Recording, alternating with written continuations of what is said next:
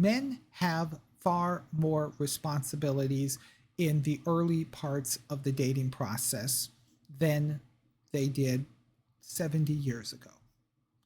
Men also have more accountability, specifically negative accountability, for failing to meet those expectations. There is a lot I could talk about today.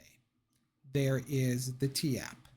There are upcoming Uber changes. There is the Coldplay affair. And there are the WNBA pay negotiations. Instead of those, I want to talk about something that ties not only to these recent news stories, but also to any story really involving women over the past couple of years. And that is responsibility. If you watch the news or you pay attention to social media, you would assume that men are more irresponsible than they've ever been. If you were to believe that, you would be wrong. It's not that men are more irresponsible today, it's that men have become more aware. They've realized that they are being delegated more and more responsibilities, but they are seeing less and less benefits for adhering to those responsibilities. One of the places where this is very prevalent is in dating. I want to demonstrate just how significant these differences are by performing a thought experiment. I'm going to spread it out over a couple of videos, and I want to compare dating in the 1960s to dating today. Let's jump back to the 1960s. I'm a guy, I'm in a diner, and I look to the other side across a bunch of tables, and there is a woman. She's petite, I'm attracted to her. I want to get to know her a bit more and maybe ask her on a date. How do I go about doing that? What are my responsibilities as a man in this situation? My responsibilities are I need to make the approach. I have to initiate a conversation with her, and at some point, I'm going to have to ask her on a date. What are her responsibilities in this particular interaction? Her responsibilities are going to be she can either accept my advances or she can choose to refuse them. What are the potential consequences for the man? If she rejects him, he's going to maybe feel a little hurt, maybe momentarily angry, maybe a bit embarrassed, depending on how she lets him down. What are the consequences for the woman? She may feel a little bit uncomfortable if he approaches her. She may also have a bit of an awkward conversation with him, especially if she's not interested. And she may feel a little bad if she has to reject him. Let's take that scenario from the 1960s and let's move it into today's world. So instead of a diner, I'm sitting at the bar at a nightclub. I look across the room and I see this attractive, petite woman on the dance floor. And I want to talk to her. I want to chat her up. I maybe want to ask her on a date. What are my responsibilities in this particular situation? Well, despite the fact that the overwhelming number of women demand equality in so many other areas, most women still expect the man to make the first move. He needs to make the approach, he needs to start the interaction, and he needs to ask her on the date. What else is a man responsible for in today's dating scene? According to most women, he's responsible for being not creepy. So, what exactly does it mean to be not creepy? Well, that's a bit of a complicated answer. And the reason why it's complicated is because it's different for every woman. The distinction is whether the man is attractive or not to the woman. If I approach a woman and she finds me attractive physically, it's very likely that there's nothing I can do that will come off as being creepy.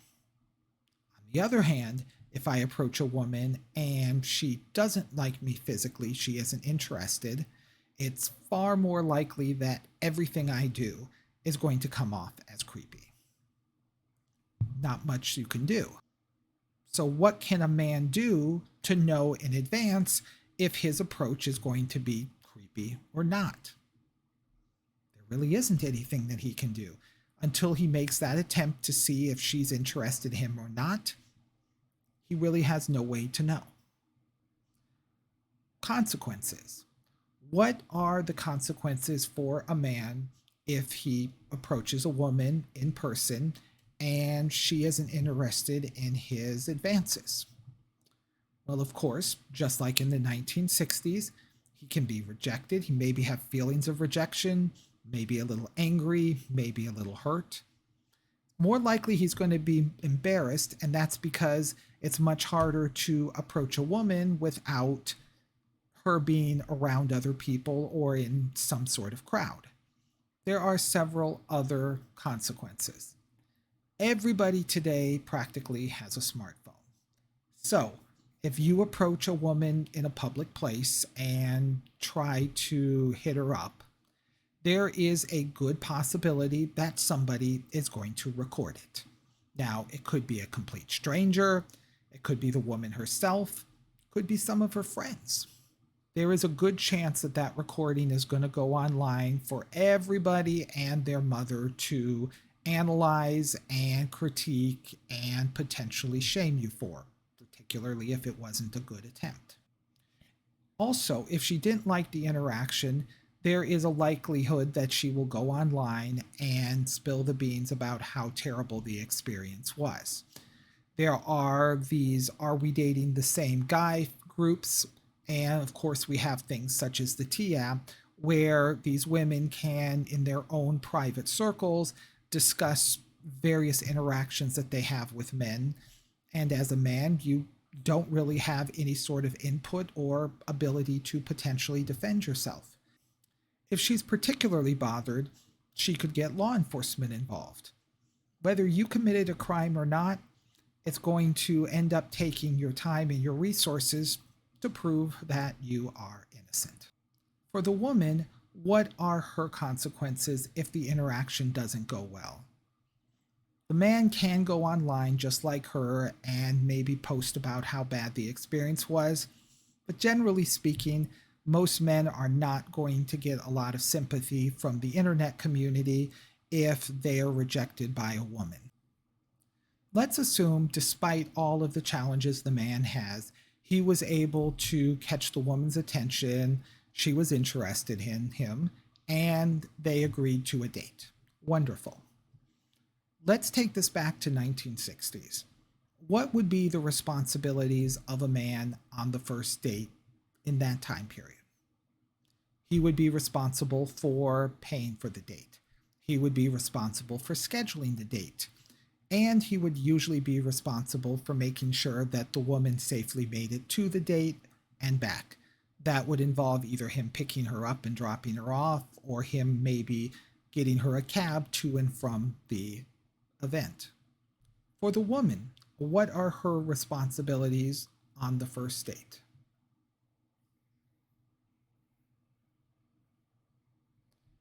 If you're finding yourself struggling, don't feel weird about it, because she really doesn't have a lot of responsibilities. Typically, at least for most men, they want a woman who is polite, who is agreeable, and who dresses nicely. The man was attracted to her physical looks, and so that's really the big part of what he wants from her. To be fair, the man also needs to dress nicely and be agreeable in personality. However, in terms of unique things that a woman is responsible for on the first date, there really isn't much. Consequences. What are the consequences for the man and the woman if the date doesn't go well? For the man, He's out the money that he spent on it. He's out the time that he spent planning. He is out the time that he actually went on the date. For the woman, she's out the time that she spent on the date, the time that she spent preparing for the date. Certainly, if they're not hitting it off, there could be a lot of awkwardness during the date and maybe a little hostility. And of course, if he picked her up and he has to drop her off, it's going to make for a long and rather unpleasant drive home. Would you agree? Let's take this first date scenario and let's move it to today. What differences are we going to see? What responsibilities does the man have on a first date today? Just like the approach, although women say that they want equality in everything and anything, women overwhelmingly still expect the man to plan the first date and to pay for the first date. That really hasn't changed a whole lot. What has changed is that women typically do not want the man picking them up or dropping them off or calling for the cab at least to pick them up. There are several new obligations that women have put on men. One of them is spending money on her before the first date. It's becoming more common that a woman wants a man to pay for her nails, to pay for her hair, her makeup, spa treatments, even pay for a babysitter so she can go out on the date, at least if she has a kid. There is also the expectation that his choice of date venue meets her quality expectations. So, no walks in the park, no coffee dates, no Applebee's. Often it needs to be a high quality restaurant. So that's going to cost the man more money. One obligation that is also becoming more common is for the man to pay for dinner, not just for her, but also for her kids if she has them or family at home. The woman will order food for takeout at the end of the date, which she takes home. What is a woman's responsibility on the first date? Well, in our 1960s scenario, women just had to be agreeable and to dress nicely. Pretty straightforward. That's still the same thing that most men are looking for with a woman on the first date. Unfortunately, as we've seen with women raising their standards and expectations for the men, agreeability is far less common. And as far as their choice of attire, it's a lot more common to find a woman dressing like she is preparing to go to bed or dressing like she's going to the strip club. What are the consequences if a date doesn't go well for a man? Obviously, he's out his money, he's out his time. Just like with a bad approach, men can also find themselves being shamed on social media with videos and pictures of the date being blasted for anyone and everyone across the internet to see. What are the consequences for a woman of a bad date? She will find herself out of the time spent on the date. Potentially, the man may go online and talk badly about her, but just like with the approach, he's not likely to get a ton of support. One thing that many women will bring up here is they'll say the potential of the man being violent with her. Now, is that possible? Certainly. Are there examples of it? Yes, it does happen. What those same women will fail to mention is that men are also the targets of date violence. There are numerous examples of women throwing drinks at men, women punching men, women being violent with men. What can we take away from this thought experiment? Men have far more responsibilities in the early parts of the dating process than they did 70 years ago. Men also have more accountability, specifically negative accountability, for failing to meet those expectations. Women have no additional responsibilities in the early part of the dating process versus what they had 70 years ago. women also lack any significant consequences in the event that a date doesn't go particularly well versus what existed 70 years ago. So, with that in mind, any reasonable man is going to look at the dating situation and say, hey, what's going on? And when you combine that with the changes in the courtship stage and in marriage, which I'll talk about those in the next video, men are saying, nah, I'm done with this. If you want to know when I drop that video, please subscribe to the channel. Please like and share, and I will see you all in the future. Take care.